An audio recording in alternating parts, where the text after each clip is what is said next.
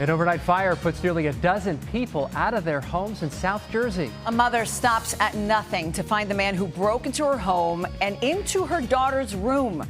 You're seeing the video showing what he did while inside. And new charges for the man deemed the Fairmount Park rapist, the other incidents that police say he's connected to. Those stories and much more on today's edition of The Lineup for Thursday, December 28th, 2023. The Lineup is brought to you by TD Bank, America's most convenient bank. Hey everyone, I'm NBC10's Keith Jones. I'm Lucy Bustamante. We're finishing off the year. We definitely are. Let's get up to speed with what you need to know today. We're going to start off with the story. At least 10 families are out of their homes after this fire at a Burlington County apartment building. Firefighters, they were surrounded by thick smoke while making their way through those homes. Yeah, crews arrived on scene working to put out all the hot spots on Elm Street in Edgewater Park. It's where NBC10's Brenna Weick has the latest on the fire. Multiple families have had to find a new place to stay after fire ripped through their apartment complex here in Edgewater Park last night. Firefighters were called out around 12:30 to flames destroying this building. Multiple parts of the building collapsed as people had to be rescued from their balconies. We're told one person was rescued before firefighters arrived, 2 others rescued when firefighters got here. At this point, we know 2 people had to be taken to the hospital, one a firefighter to be evaluated. The other person had to be transferred to a burn unit. So far, we don't have any word on their condition, but we do know at least 10 families were initially displaced after this fire ripped through overnight. We know power has been restored to part of the building and some people are going to be able to go back into their homes, but the other half of this building will have to be demolished as firefighters look for the cause of this fire. Right now, no word on condition of those people who are injured and no word on the cause of the fire, but the investigation will continue later on today. Reporting from Edgewater Park, Brenna Weick, NBC10 News. Brenna, thanks. Looks like thousands of drivers will have to get used to a traffic headache for a while in Philly. Definitely. This ramp that connects Rosevelt Boulevard to 76 West, that is now shut down indefinitely. And we were there yesterday as the engineers got the first look at all the damage caused by a truck that crashed into it. So the ramp will remain closed while they come up with a plan to fix it. Hopefully in a day or two, we'll have that together. We're getting that designed up. We reached out to a fabricator to see what plates they'll have available for the repairs. I work from home, but I do travel to visit family and stuff, so I will be affected. PennDOT says that drivers should use 76 East, 76 West, and Montgomery Avenue as alternates and plan for those delays. All right, we have an update for you on the man police have identified as the Fairmount Park rapist. Elias Diaz has now been charged with 3 more sexual assaults, and investigators say 2 of those happened at Fairmount Park. Those were in 2003. The other one in Pennypack Park in 2007. Wow. Diaz had already been charged with the rape and murder of Rebecca Park in 2003. All the cases were unsolved until earlier this month when police say Diaz began a new string of attacks in Pennypack Park in November. After his arrest, police used DNA from the Fairmount attacks to connect him to those crimes. And I want you to see this new surveillance video out of Coatesville. Police say the man here broke into a home on Christmas Eve just so he could watch a 9-year-old girl sleep. Jefferson Mejia Gonzalez surrendered to authorities yesterday, 2 days after they shared his picture on social media. The 9-year-old's mother says he's done this 4 times since September and sometimes talked to her daughter after breaking in. My 9-year-old daughter told this man, "Don't pet my dog, get out of my house." She didn't scream. She actually followed him down the stairs as he left. She's terrified. She was terrified. She sets alarms on her tablet at night to check the locks. Mejia Gonzalez is facing burglary and stalking charges. Detectives say they spoke with his mother, who says he has no history of mental illness. So many questions. That's Christmas Eve. I know. That is just horrifying. So wrong on so many levels. All right, take a good look at your screen. Police say that they're looking for this masked man after he robbed 2 Philly pet stores. The crime happened at 2 different doggy-style pets in South Philly and then another on South Street and then the other one on East Passyunk. So if you have any information at all that could help out the police, give them a call.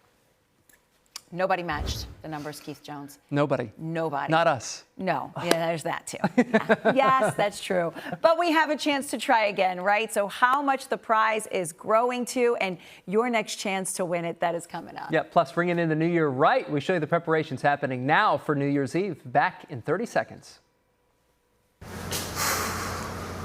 Here we go.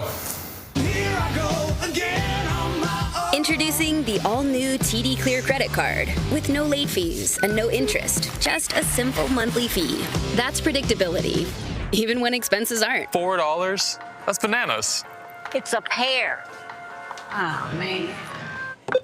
The all-new TD Clear credit card. That's how credit can be unexpectedly human. Call 1-844-TD-CLEAR for details about credit costs and terms.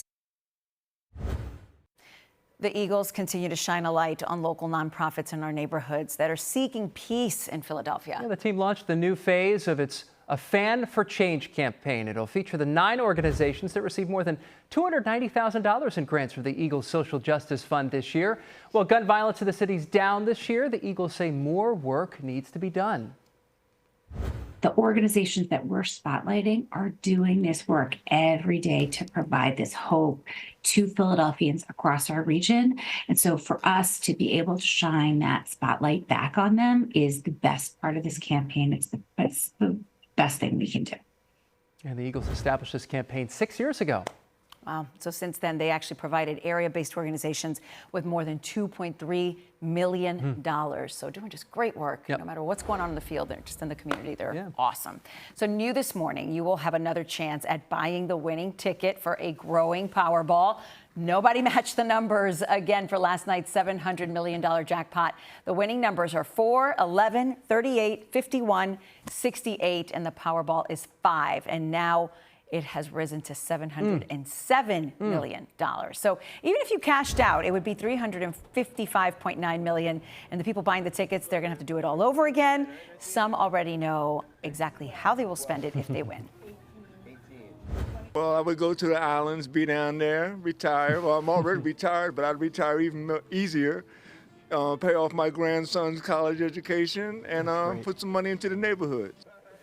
Love that. Paul M. is awesome. So while there were no winners in our area, one person did walk away with $2 million in Texas. And the next drawing is Saturday night, in case you want to walk into the new year as a millionaire. That's right. So there's that. Oh, could you imagine?